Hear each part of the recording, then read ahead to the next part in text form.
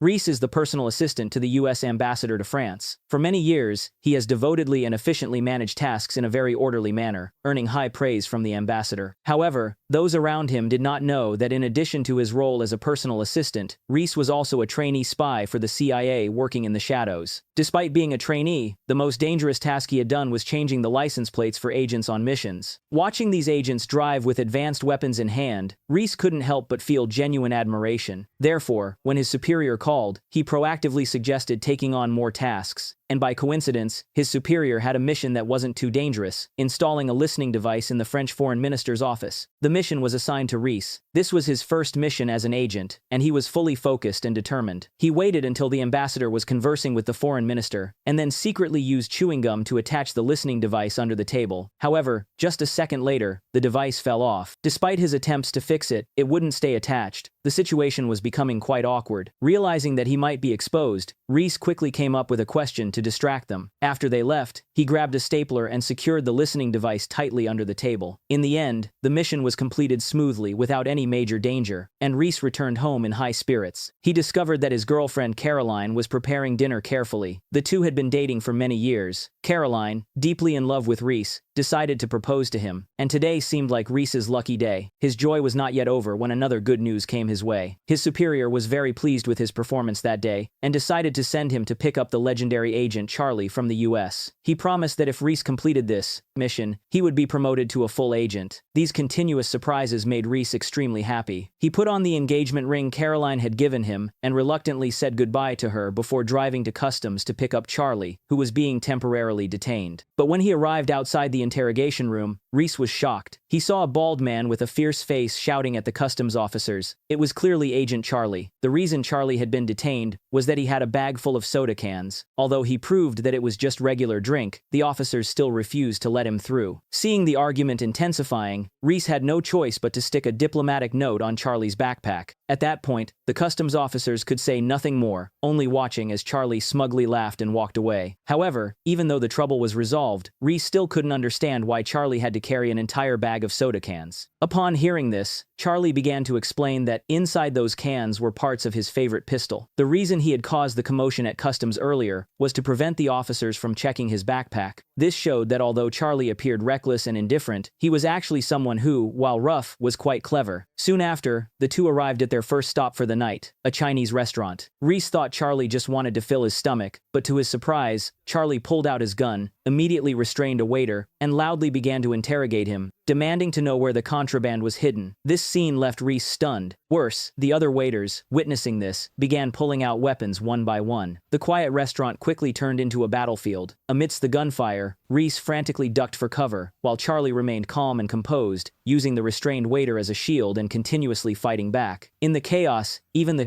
chef joined in the fight, but these people were no match for Charlie, and within moments, they were all taken down. When the last person fell to the ground, Charlie continued to pressure the waiter. Despite the waiter's insistence that he knew nothing, his evasive eyes betrayed his thoughts. Charlie immediately understood and began wildly firing at the ceiling. The next moment, a large amount of contraband spilled out from the bullet holes, causing Rhys to stare in disbelief. Following Charlie's orders, he had to fill a vase with the contraband, while Charlie picked up the waiter and ordered him to deliver a message to the boss behind the operation. "Tell him, I'm here." After speaking, Charlie led the still-shaken Rhys out of the restaurant. The two drove around for a while, and then stopped in an alley. They caught sight of the waiter sprinting out of the back door. This was part of Charlie's plan. He had been keeping a close watch and had tracked the operations to the base of a local gang. Seeing an unfamiliar car, the gang's members surrounded them with unfriendly expressions, brandishing gleaming knives. Charlie didn't waste any words. With bare hands, he swiftly disarmed one thug, knocking him down, then turned and swiftly unlocked the other's gun and stabbed it into his throat in a flash. After dealing with the two leaders, the remaining thugs were no longer a threat. Charlie made quick work of them as though chopping vegetables. This scene further altered Rhys's perception, but Charlie didn't have time to comfort him. He grabbed his weapon and charged straight into the gang's base. The two followed the emergency exit and sneaked into the building. To avoid making any noise, Charlie attached a suppressor to his pistol and instructed Rhys to keep an eye on the rear. Without waiting for a response, Charlie began climbing up. Rhys reluctantly followed behind, gritting his teeth. As they moved, Rhys could continuously hear gunshots and agonized screams. Bodies kept falling one after another. When Rhys reached the top floor, Charlie was calmly waiting there. They pushed open the door and found a group of people performing an act inside. The two quickly located the gang boss and coldly threatened him to write down the supplier's address. Worried about his children, the boss reluctantly cooperated. They obtained the intelligence they needed and quickly withdrew. By this time, another group of assassins from the gang had arrived. The boss finally let loose his anger, cursing his late subordinates. Meanwhile, Charlie and Rhys had already made their way to the clothing workshop below. Seeing the assassins relentlessly pursuing them, Charlie hid among the mannequins and kept firing sneakily, changing positions along with Rhys.